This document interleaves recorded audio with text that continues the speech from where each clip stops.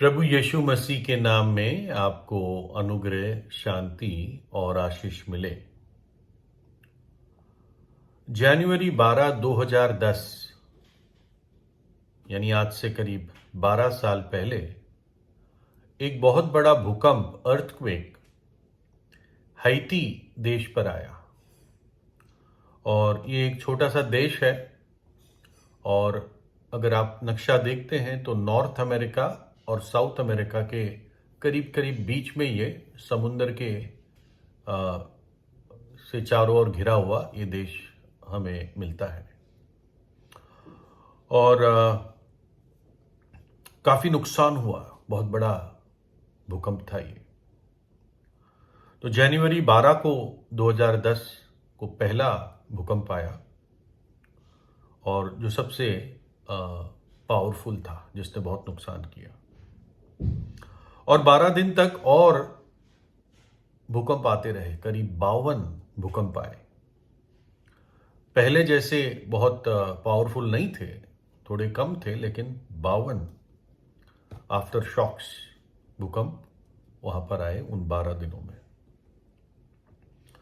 और उस भूकंप से 30 लाख लोग के जीवनों पर फर्क पड़ा, जिसमें से करीब 2 लाख तो मर गए अंदाजे से, क्योंकि सही आंकड़े कोई भी सरकार देती नहीं है।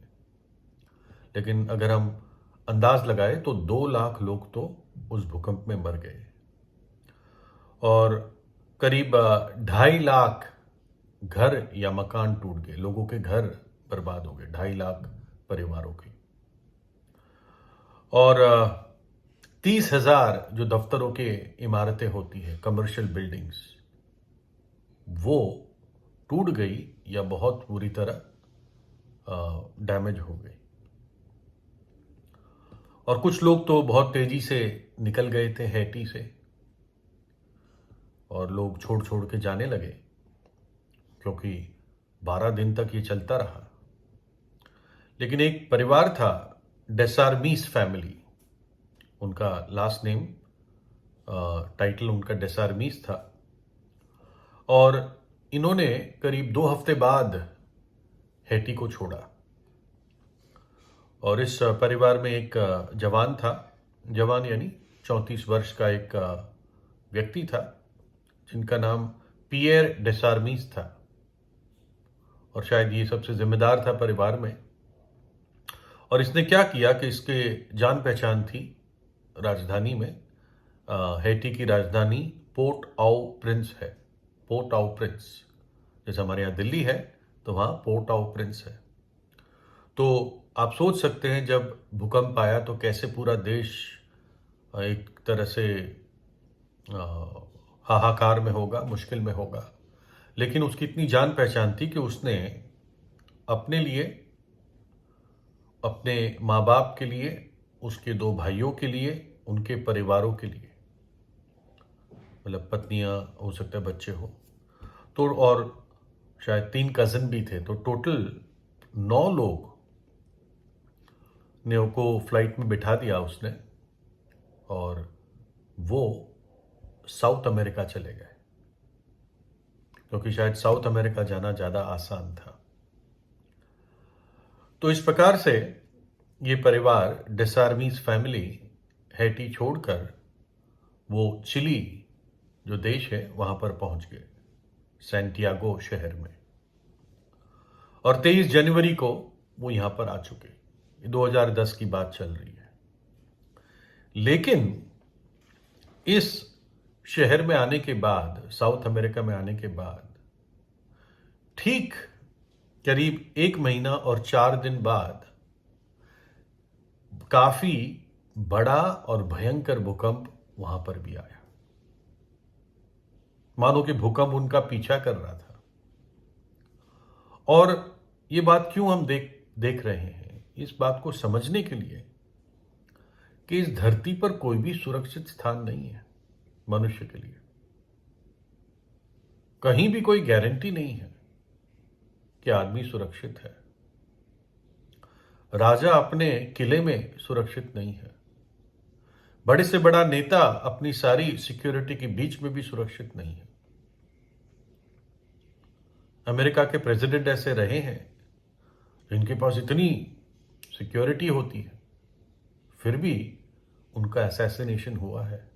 कैनेडी का हुआ था, उसको गोली से मार दिया था। तो कहने का मतलब यह है कि इस पृथ्वी पर कोई भी जगह सुरक्षित नहीं है। पृथ्वी में अंधकार है, शैतानी ताकतें हैं, बहुत दुष्टता इस संसार में है। बाइबल में एक बहुत सोचने वाली आयत लिखी है, आमोस 5:19 में, जैसा कोई सिंह या शेर से भागे और उसे भालू मिले या घर में आकर दीवार पर हाथ टेके और सांप उसको डसे। एक व्यक्ति जो शेर से बच के भाग रहा है, उसको भालू मिल जाता है, भूखा भालू, और भालू से बचकर एक घर में चला जाता है और सांस लेने के लिए, क्योंकि भाग भाग के आ रहा है, उसने दीवार पर हाथ रखा, टेका, और वहां उसको सांप डस गया, अर्थात वो मर गया, मानो कि मौत उसका पीछा कर रही थी। और कोई भी पाप और पाप के दंड और पाप के नतीजों से भाग नहीं सकता। परमेश्वर कहता अपने वचन में, अगर तू तारों में भी अपना घोंसला बना दे, मैं तुझे वहां से भी खींच कर तेरा न्याय करूंगा। पाप मृत्यु को लाया और मृत्यु सारी मानव जाति पर राज करती है। एक लटकती हुई तलवार की तरह है कि मृत्यु कब अपना मुंह किसी के लिए खोल देगी। मृत्यु कभी भी अपॉइंटमेंट लेकर नहीं आती, परंतु डिसअपॉइंटमेंट, निराशा लेकर आती है। परिवारों के लिए निराशा लाती है। ज्यादातर 99% लोग जो मरते हैं वो कभी मरना नहीं चाहते।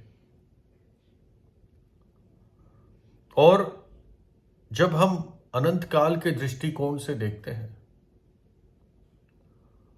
तो बाइबल के अनुसार सिर्फ कलवरी का क्रूस है, या कलवरी का वो पहाड़ है जहां पर प्रभु यीशु ने अपना बलिदान दिया, जो पूरे विश्व में, धरती पर नहीं, पूरे विश्व में सबसे सुरक्षित स्थान है। और वहां व्यक्ति कैसे जा सकता है? विश्वास से।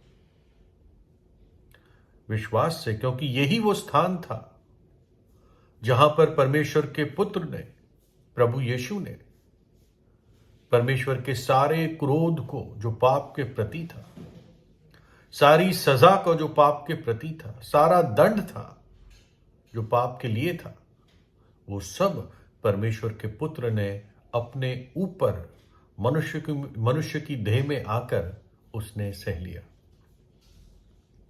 इसलिए अब जो पापी उस पर विश्वास करता है, उस पर से दंड की आज्ञा हट जाती है और वो पापी सुरक्षित है अनंत काल के लिए।